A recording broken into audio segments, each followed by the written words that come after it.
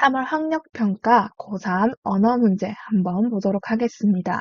1번과 2번 지문의 경우에는 준말과 관련된 한글 맞춤법 규정을 제시하면서 어떠한 경우에 줄여 쓰고 어떠한 경우에는 줄여 쓸 수 없는지 또 어떠한 경우에는 줄여 써야만 하는지 설명을 하고 있습니다.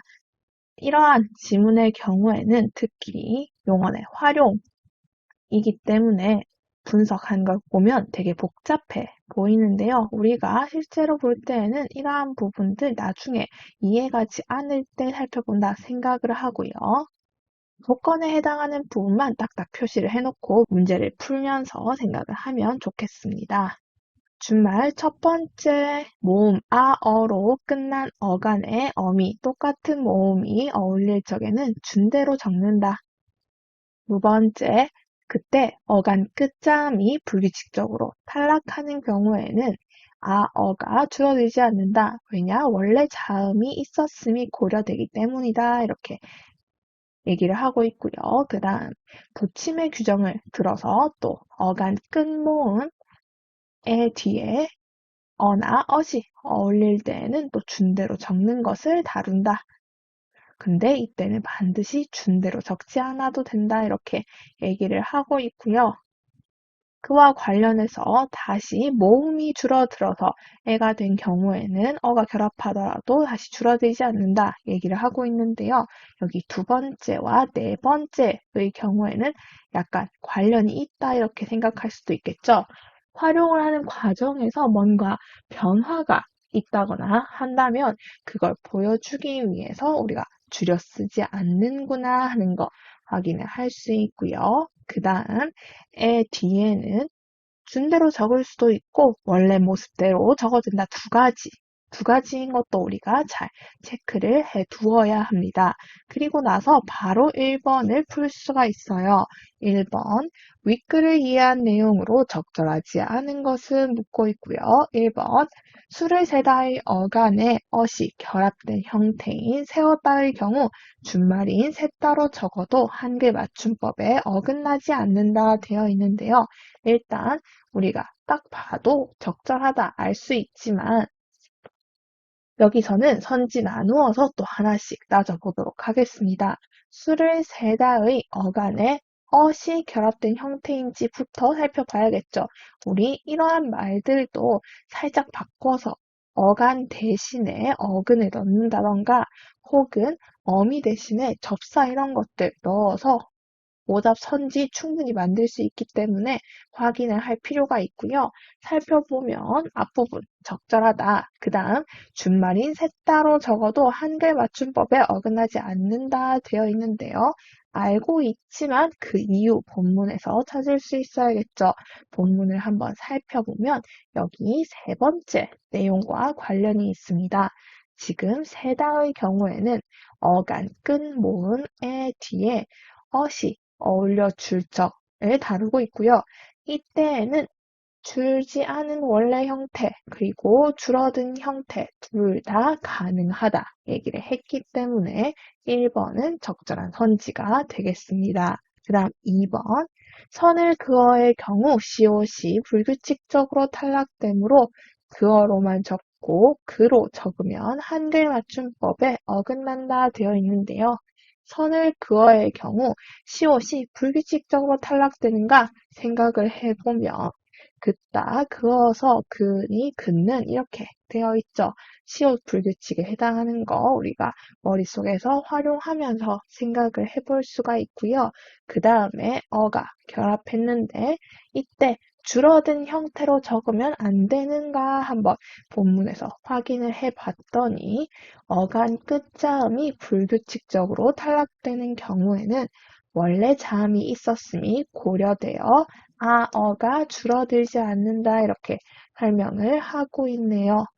그렇기 때문에 2번 역시도 적절하다 우리가 알 수 있고요. 그 다음 3번 자리에 서의 경우에는 어로 끝난 어간에 어가 어울림으로 본말로 적어도 한글 맞춤법에 어긋나지 않는다 되어 있는데요. 본말로 적는다는 말이 무엇인가 말 그대로 서어로 적어도 괜찮다 이런 뜻입니다. 우리가 선지만 보더라도 한글 맞춤법에 어긋난다는 거 알 수 있죠.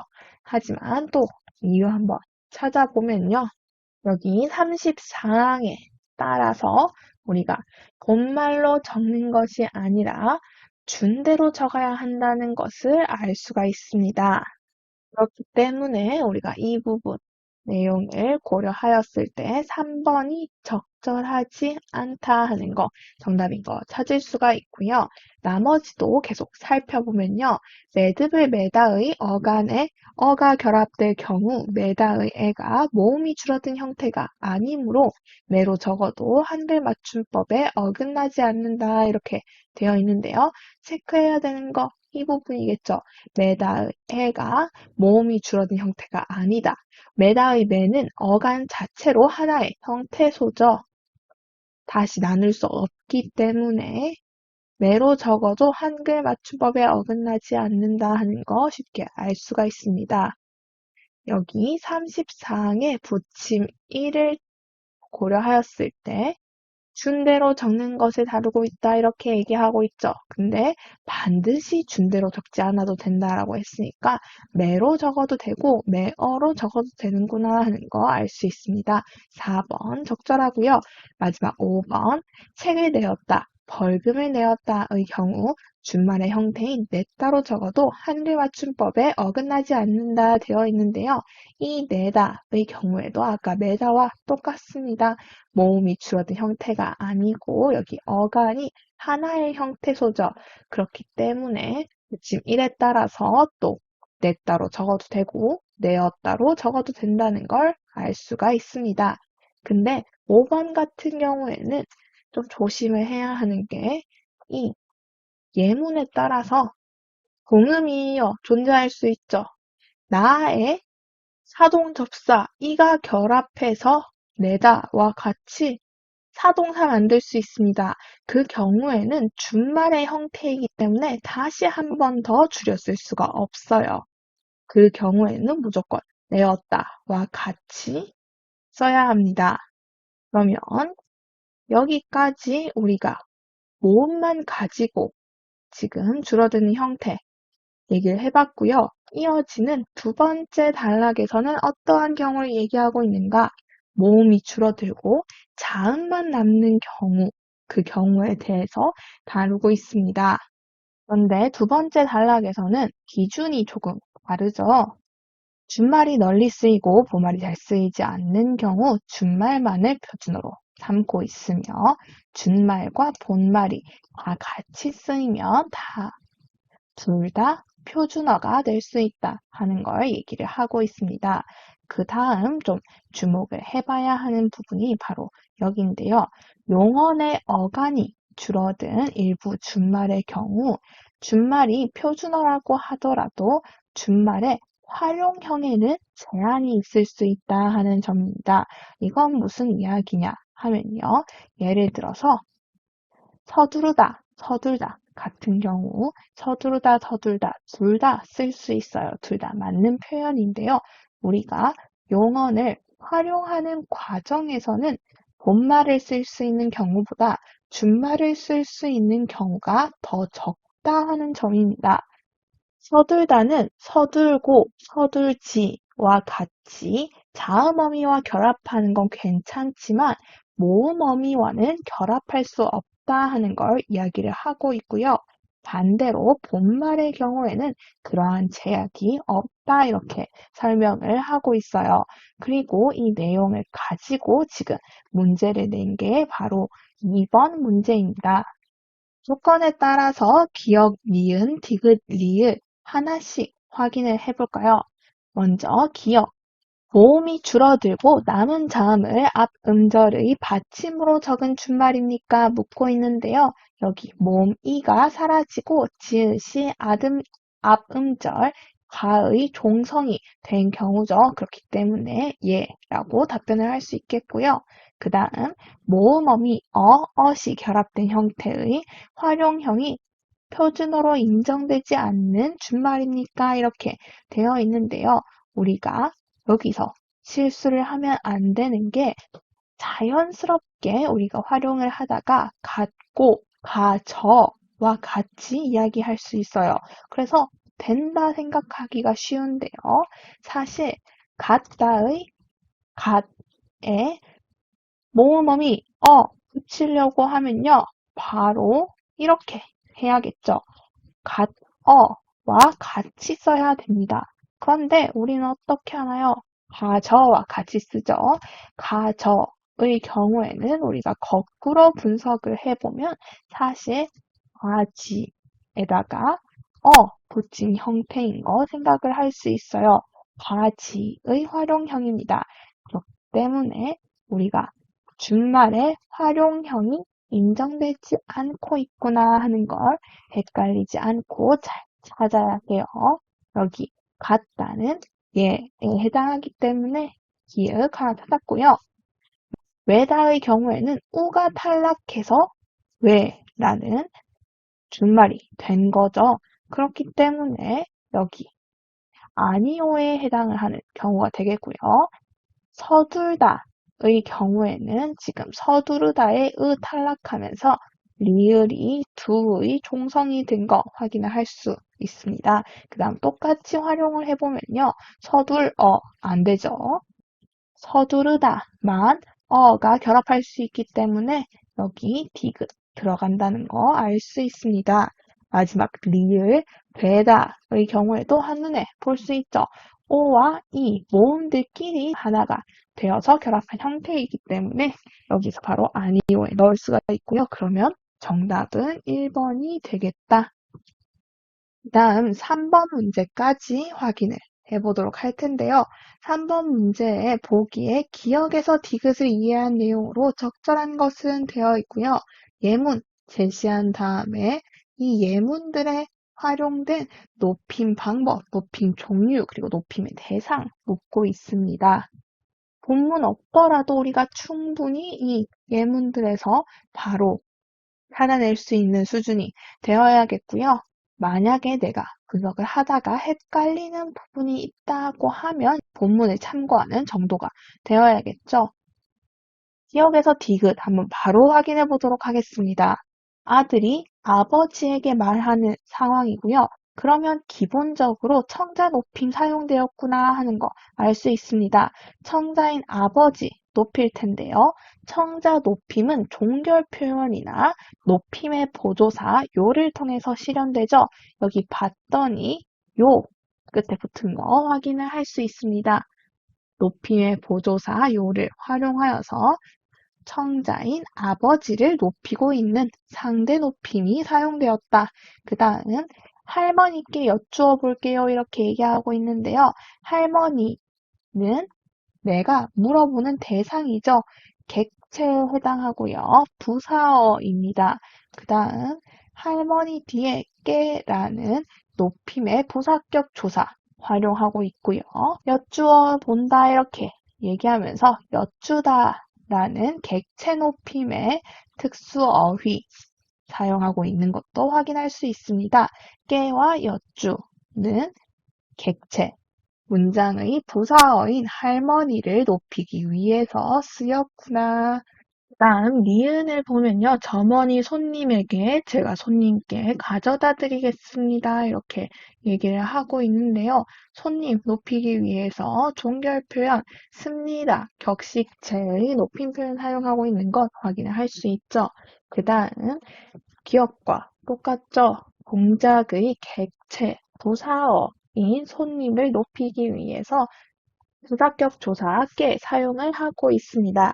그 다음에 가져다 다음 사용된 드리겠습니다 라는 동사, 드리다 라는 동사 객체를 높이기 위해서 사용하는 객체 높임의 특수어휘이다. 그러면 깨와 드리다를 통해서 지금 손님을 높이고 있고요. 습니다를 통해서 손님을 높이고 있는 것 맞는데 습니다는 손님이 청자이기 때문에 사용을 하고 있다는 거 같은 대상이라고 할지라도 지금 이유는 조금 다르다 하는 거 반드시 구분을 해주어야 되고요. 마지막 디귿 동생이 형님에게 형님, 여기에서 뭐 하고 계십니까? 이렇게 묻고 있는데요. 형님이 지금 청자이기 때문에 청자 높임, 아까 습니다와 같은 등급의 격식체, 종결어미 활용하고 있는 거 알 수 있고요. 동사 살펴보면요. 계시다라는 표현을 활용을 하고 있어요. 계시다는 주체를 높이기 위해서 있다 대신에 사용하는 특수 어휘에 해당을 하지요. 그렇기 때문에 여기에서는 계시다를 통해서 문장의 주체인 형님을 높이고 있다. 그리고 비읍니까? 라는 종결 표현을 통해서 청자인 형님을 높이고 있다. 이렇게 정리를 해볼 수가 있겠습니다. 그리고 나서 우리가 적절한 것 한번 찾아보면요. 4번인 거 확인을 할 수 있죠. 부사어가 지시하는 대상 할머니와 손님을 높이기 위해서 여쭈다, 들이다 사용하고 있습니다. 다음 매체 첫 번째 지문만 간단히 살펴볼 텐데요. 첫 번째 지문에서는 실시간 인터넷 방송의 일부를 제시하고 있고요. 내용을 통해서 우리가 쇼트폼에 대한 정보를 제공하고 있구나 하는 거 확인을 할 수 있습니다. 여기에서 제시하고 있는 쇼트폼에 대한 것 역시도 뉴미디어의 일종으로 충분히 이후에 출제가 될 수 있기 때문에 기본적으로 이 지문을 통해서 내용을 한번 살펴보는 게 좋을 것 같고요. 그 다음 여기 쇼트폼을 시청할 때 유의할 점, 매체의 비판적인 태도는 언제나 요구되는 거 알고 있죠? 우리가 매체 수용할 때 항상 비판적인 태도 유지하는 거 중요하죠. 쇼트폼 역시도 자극적인 장면이나 과장된 정보가 포함되는 경우가 많기 때문에 우리가 내용에 대한 비판적인 태도 유지할 필요가 있다는 점 언급을 하고 있고요. 이와 관련하여서 수용 태도 묻는 문제 출제가 될 수 있겠습니다. 이 인터넷 방송 자체의 좀 특이점이 있는데요. 여기 보면 미디어 트렌드 읽기 쇼트폼이라고 해서 방송의 중심 화제 이렇게 제시하고 있는 건 기존의 매체 지문에서도 쉽게 볼 수가 있는 부분이었어요. 그런데 여기에서는 지금 실시간 자막 기능을 언급을 하고 있습니다. 이 실시간 자막 기능은요, 우리가 매체 지문에서 흔히 이야기하는 중요한 내용을 시각적으로 보여주는 자막 효과와 달리 이 강의에서처럼 하는 말들, 음성 언어를 모두 문자 언어로 바꾸어서 제시하고 있는 그러한 경우이기 때문에 선진이 내용 살펴볼 때 내용 보여주는 자막과 구분해서 반드시 문제를 풀 필요가 있겠습니다. 문제 1번 간단하게 보고 마무리해 보도록 할게요. 기억에서 미음에 대한 이해로 적절하지 않은 것은 묻고 있고요. 1번 기억, 문자 언어, 그림, 영상 등을 복합적으로 활용하여 구성하였다 되어 있는데요. 기억의 경우에는 여기 지금 이 제목 이야기하는 거죠. 문자 언어만 활용하고 있고요. 대신에 문자 언어의 글꼴, 그리고 글자 크기 다르게 하여서 중요한 중심 화제가 무엇인지 강조하고 있습니다. 1번이 바로 적절하지 않은 것 쉽게 찾을 수가 있고요. 2번 니은 동영상의 수용자가 올린 반응을 실시간으로 확인할 수 있다 되어 있는데요. 실시간 채팅을 통해서 확인할 수 있죠. 그 다음 3번 제작자가 녹화된 콘텐츠를 공개하면 언제든 다시 시청할 수 있다 되어 있는데요. 지금 관련 동영상 이야기하고 있습니다. 이 관련 동영상 제작자가 미리 콘텐츠 녹화해서 이걸 인터넷에 공개했기 때문에 우리가 언제든지 여기 접속해서 감상을 할 수 있는 거죠. 그렇기 때문에 3번도 적절하다. 그 다음 4번 방송 내용과 관련이 있는 정보를 추가로 확인할 수 있도록 더보기로 제시하였다 되어 있는데요. 더보기 관련해서 여기 설명하고 있는 거 보면 쇼트폼의 마케팅 사례를 정리한 블로그에 접속할 수 있는 링크 더보기를 클릭하면 보입니다 라고 얘기를 하고 있었습니다. 그렇기 때문에 4번도 적절하다. 마지막 5번, 청각을 통한 정보의 수용이 어려운 상황에서 유용하게 사용할 수 있다 되어 있는데요. 5번 미음의 경우 실시간 자막, 우리 방금 이야기했던 거죠. 청각을 통해서 정보의 수용이 어려운 상황, 우리가 소리를 들을 수 없을 때도 이 실시간 자막을 켜면 자막을 통해서 진행자와 전문가가 어떠한 이야기를 나누고 있는가 시각적으로 확인을 할 수 있습니다. 그러면 우리가 소리를 듣지 못하는 상황에서도 유용하게 사용을 할 수 있겠죠. 그렇기 때문에 5번까지도 적절한 걸 쉽게 찾을 수가 있고요. 여기까지 고3 3월 학력평가 언어와 매체 한번 정리해 보았습니다. 모든 자료는 나무 아카데미 홈페이지에서 이용하실 수 있습니다. 채널 구독하시면 더 많은 정보를 이용하실 수 있습니다. 감사합니다.